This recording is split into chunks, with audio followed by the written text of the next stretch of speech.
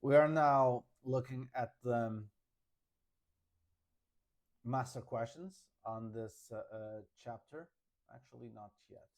Now we are looking at the master questions on this chapter, the last lesson of this chapter, lesson 4. The first question is from this paper. This is a spring 2013, question paper 12. And the question is this one over here, question 8. It says the volume of a solid starting again. The volume of a solid circular cylinder of radius r centimeters is 250 pi centimeters cubed. Show that the total surface area s centimeters squared of the cylinder is given by this expression over here. Okay, so let's start with that. I made here a sketch of the cylinder, right? In which I have here the volume, and I have here the height of the cylinder and the base of the cylinder, which is obviously a circle, right? So what is the surface area of the cylinder? If you think the net that would come out of it, I made here a little sketch, what would be the total surface area be? It would be twice the area of the base, which is a circle, right, with radius r, and it would be the area of this rectangular that would come after opening this wide open and making it a 2D figure, right? And here is h. You should pay attention to the fact that this side over here should go all around the perimeter of the circle, and for that reason the length of this is 2 pi r, the perimeter of the circle, right? So the surface area is 2 times the area of the base, which is pi r squared, plus the area of a rectangle, which is base 2 pi r times height, which is h. On the other hand, and as you can see, you have all of this expression in terms of the radius of the circle, not in terms of h. So to get rid of this h, you should look at the volume. And the volume of a cylinder is the area of the base, that is the area of a circle, times the height, right? So the volume, 250 pi, equals the area of the base, pi r squared, times h. You cut out the pi, and h equals 250 divided by r squared. You plug this over here. You cancel this radius with that square, and you have the expression that you were looking for. Okay? Next question is, given that r can vary, find the stationary value of s. In other words, differentiate this and equal it to 0 to figure out what the value of r is, right?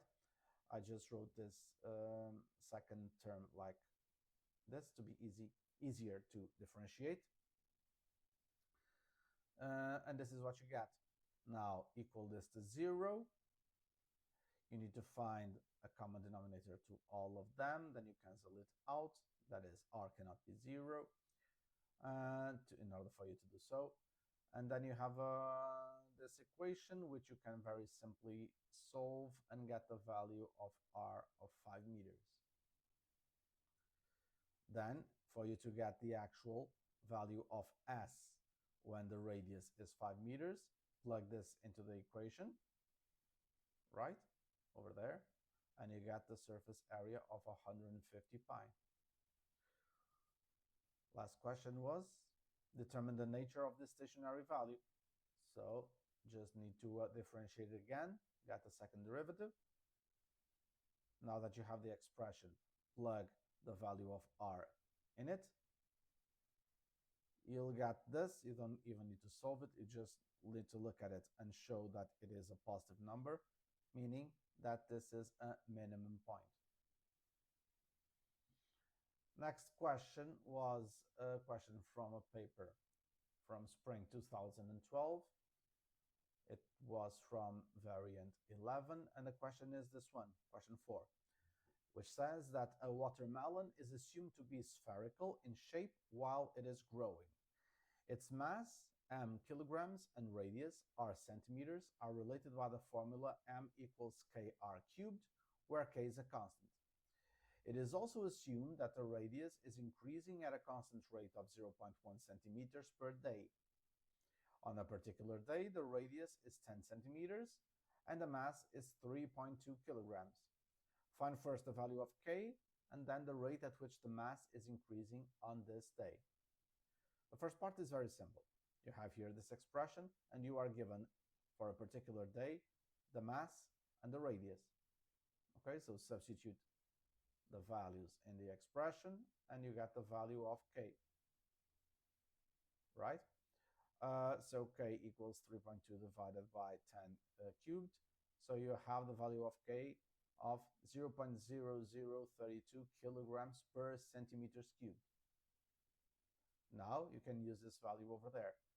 And this is going to be important for the second bit, which asks you the rate at which the mass is increasing on this day. Again, how do you translate this to English? This is dm by dt.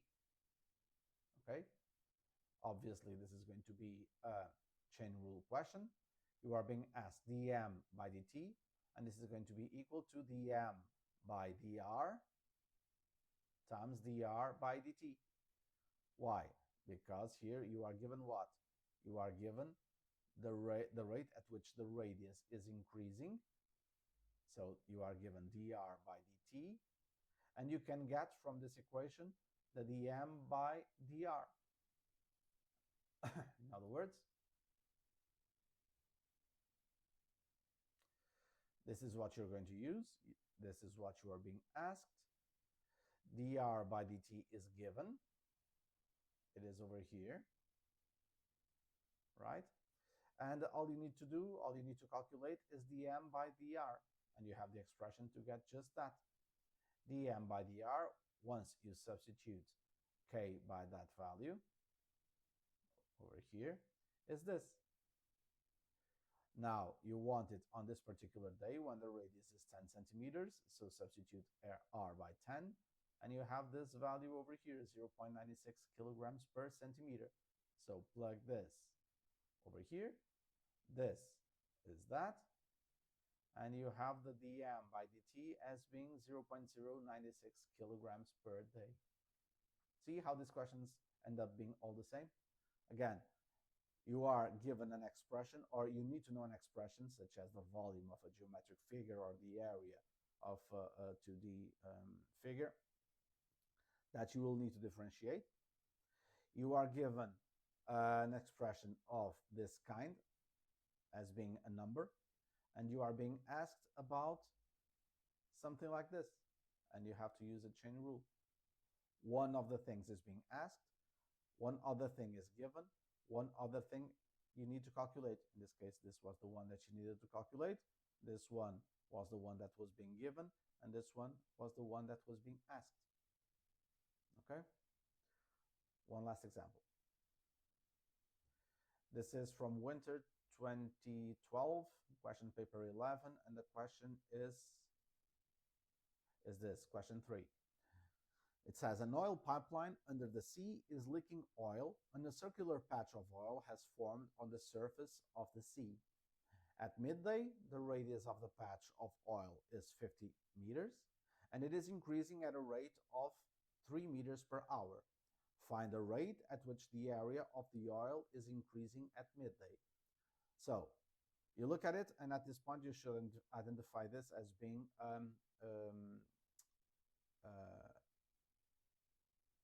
what is it called? I just said it a while ago.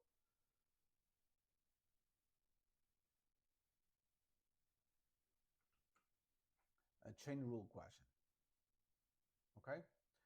So let's see what you are given, what you are being asked to calculate, and what you actually need to calculate. All right? So what you are given is this. This circular patch of oil is increasing at a rate of 3 meters per hour. So dr by dt equals 3 meters per hour. This is the thing that you are being given. What is the thing that you are being asked? The rate at which the area is increasing, so dA by dt. So dA by dt is the thing that you are being asked. dr by dt is the thing that you are being given. And if you want to use the chain rule to solve this, what is the thing that you need to calculate? Is the dA by dr. Again, this is the thing that you want. This is the thing that you are being given. dA by dr is the thing that you need to calculate, because dA by dt equals dA by dr times dr by dt. Okay? It is a circular patch, so the area is the area of a circle, and dA by dr is just 2 pi r. You want this when r equals 50 meters. And here you have the value is 100 pi. Now you have everything. This goes over there, this goes over here, multiply, and the rate at which the area of the patch of oil is increasing at midday is 300 pi meters square per hour. See, they all being more or less the same.